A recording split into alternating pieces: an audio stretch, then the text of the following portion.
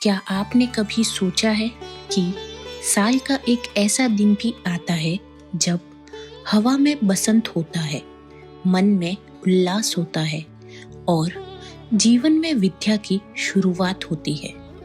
वो दिन है वसंत पंचमी, एक ऐसा पर्व जो हमें सिखाता है कि ज्ञान, कला और सकारात्मक सोच ही जीवन की असली शक्ति है।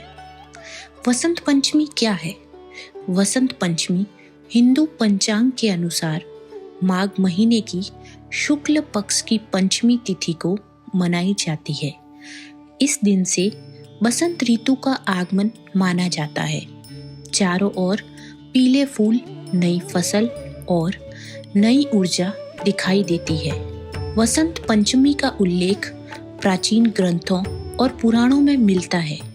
मान्यता है कि इसी दिन माँ सरस्वती का प्रकट होना हुआ था, इसलिए यह दिन विद्या, बुद्धि, संगीत और कला को समर्पित है। इस दिन क्या होता है और क्यों? माँ सरस्वती की पूजा की जाती है।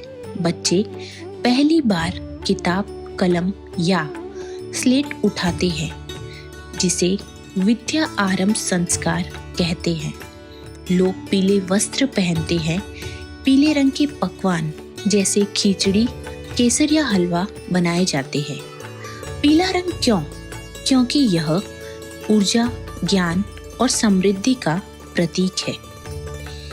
वसंत पंचमी से जुड़ी एक कथा।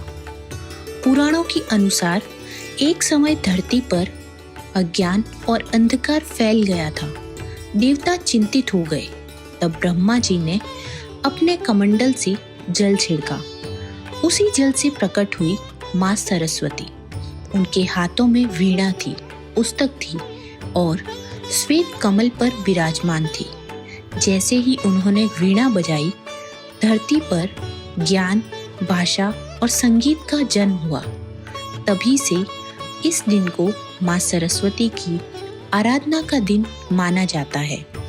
मान्यताएं कहती है इस दिन पढ़ाई शुरू करने से ज्ञान स्थायी होता है, कला और संगीत में सफलता मिलती है, नकारात्मक सोच दूर होती है, बच्चों का मानसिक विकास तेज होता है।